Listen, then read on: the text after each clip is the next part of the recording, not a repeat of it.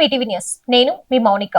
Police శాఖలో ఉద్యోగాల భర్తీకి విడుదల చేయనున్న నోటిఫికేషన్ లో పోస్టుల సంఖ్యను 5,000 నుంచి 20,000 వరకు పెంచాలని డిమాండ్ చేస్తూ నిరుద్యోగ యువత హైదరాబాద్ లోని దిల్సుఖ్ నగర్ మెట్రో స్టేషన్ సమీపంలో ఆందోళన చేపట్టారు.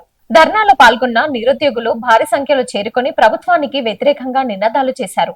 పోలీస్ నియామకాల్లో ఖాళీ సంఖ్యను పెంచి నిరుద్యోగ యువతకు మరిన్ని అవకాశాలు కల్పించాలని వారు డిమాండ్ చేశారు. అనుమతి లేకుండా ధర్నా నిర్వహిస్తున్నారని కారణంతో పోలీసులు జోక్యం చేసుకుని ఆందోళనకారులను అదుపులోకి తీసుకున్నారు. ఈ సందర్భంగా కొంత ఉద్రిక్తత నెలకొనగా పలువురు నిరుద్యోగులను పోలీసులు అరెస్ట్ చేసి పోలీస్ స్టేషన్ కు తరలించారు.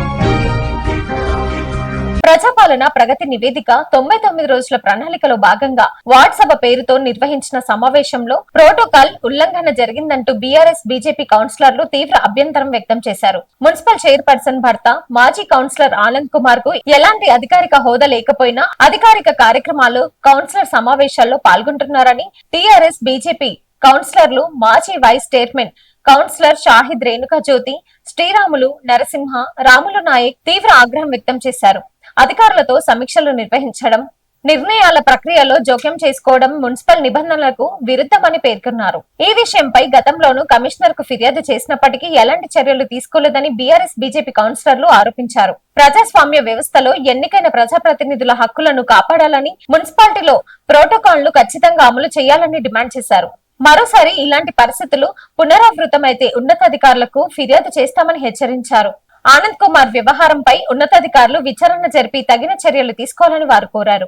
ఇదే అంశంపై గతంలో కూడా మున్సిపల్ కమిషనర్ మొహమ్మద్ షేక్ కు ఫిర్యాదు చేసినప్పటికీ ఎలాంటి చర్యలు తీసుకోలేదని కౌన్సిలర్లు ఆరోపించారు. ప్రజాస్వామ్య వ్యవస్థలో ఎన్నికైన ప్రజాప్రతినిధుల హక్కులను కాపాడాలని, మున్సిపాలిటీలో ప్రోటోకాల్ ని ఖచ్చితంగా అమలు చేయాలని వారు డిమాండ్ చేశారు. కల్వకుర్తి మున్సిపాలిటీలో కొనసాగుతున్న ఈ వివాదం స్థానిక రాజకీయ వర్గాల్లో చర్చానీయాంశంగా మారింది. అధికారిక కార్యక్రమాల్లో, కౌన్సిలర్ సమావేశాల్లో అనధికార వ్యక్తులు పాల్గొనడంపై స్పష్టత ఇవ్వాలని ప్రజలు డిమాండ్ చేశారు. కోల్చారం తహసీల్దార్ కార్యాలయం ముందు సంగాయిపేట రైతులు పెట్రోల్ బాటిళ్లతో నిరసన చేపట్టారు. గత 15 రోజుల క్రితం రైస్ మిల్లులకు తరలించిన ధాన్యం లారీలు ఖాళీ కాకపోవటం, తూకం చేసిన ధాన్యాన్ని తరలించేందుకు లారీలు అందుబాటులో లేకపోవటం రైతులు తీవ్ర ఇబ్బందులు ఎదుర్కొంటున్నారు. వర్షాకాలం ప్రారంభం కావడంతో కొనుగోలు కేంద్రాల్లో నిల్వ ఉన్న ధాన్యం తడిసి నష్టపోతుందని రైతులు ఆవేదన వ్యక్తం చేస్తున్నారు. ప్రభుత్వం వెంటనే స్పందించి కొనుగోలు ప్రక్రియను వేగవంతం చేయాలని వారు కోరారు. అనంతరం తహసీల్దార్ శ్రీనివాస్ చారికి వినతి పత్రం అందజేశారు. ఈ కార్యక్రమంలో గ్రామ సర్పంచ్ పుర్రే కాంతమ్మ ప్రభాకర్, చైర్మన్ వెంకట్రాం రెడ్డి తదితరులు నాయకులు పాల్గొన్నారు. మీకు వచ్చే పైసలు మీకు వస్తే మీరు పాస్బుక్ పెట్టుకొని రెడీగా పెట్టుకొని మీరు మీకు ఇచ్చేస్తాం. ఎందుకు చేస్తారు దానికి అంత అవసరం? ఆయన కొట్టుకుని 20 తారీఖు ఇప్పుడు 20 కాదు 20 తారీఖు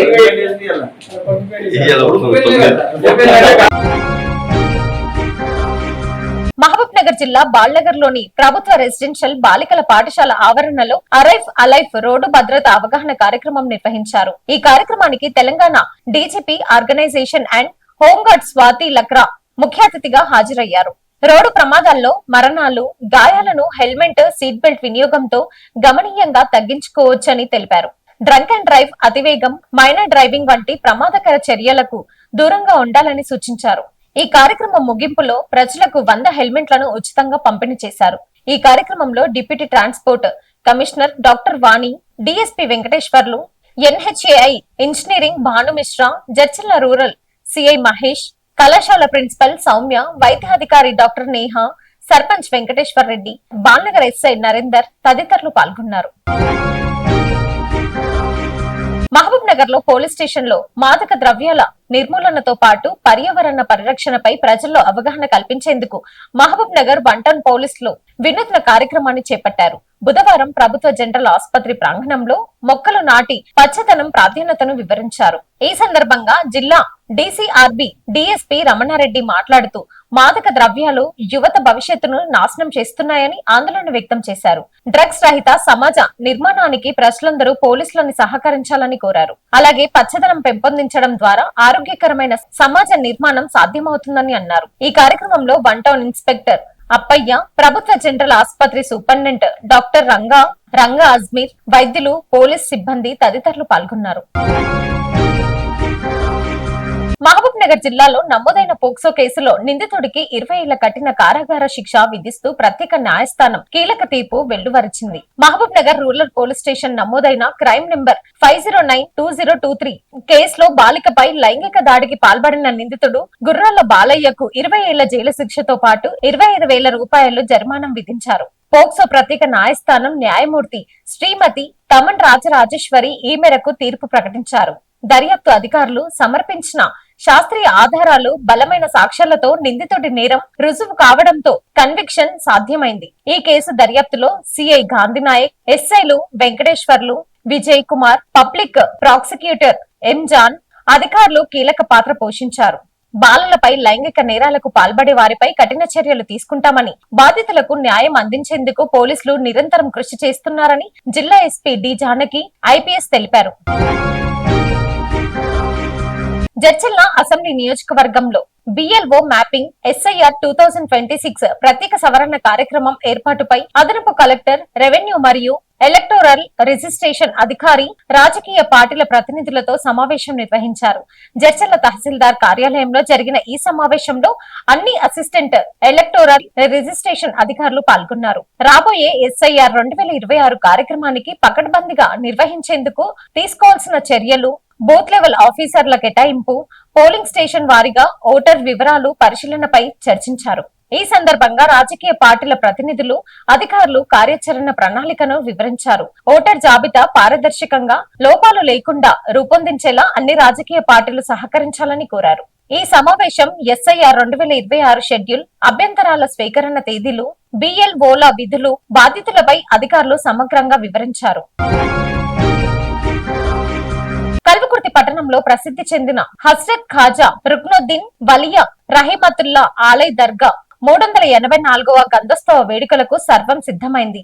ఈ నెల 11వ తేదీన దర్గా మూదవల్లిల సయ్యద్ సలీముద్దీన్, నయీముద్దీన్ నివాసాల నుంచి మగ్రిబ్ నమాజ్ అనంతరం గంధం ఊరేగింపు ఘనంగా ప్రారంభం కానుంది. జూన్ 12వ తేదీన జుమ్మా నమాజ్ అనంతరం భక్తుల కోసం ప్రత్యేక అన్నదాన కార్యక్రమం నిర్వహించనున్నారు. అదే రోజు రాత్రి 8 గంటలకు ఆధ్యాత్మిక ఖవాలి కార్యక్రమం జరగనుంది. జూన్ 13వ తేదీన ఉదయం ఖురాన్ పఠనం, ఫాతిహా కార్యక్రమాలు నిర్వహించనున్నారు. ఈ గంధోత్సవ వేడుకల్లో కల్వకుర్తి పట్టణ ప్రజలు, భక్తులు అధిక సంఖ్యలో పాల్గొని స్వామివారి ఆశీస్సులు పొందాలని దర్గా నిర్వాహకులు కోరారు. Thanks for watching.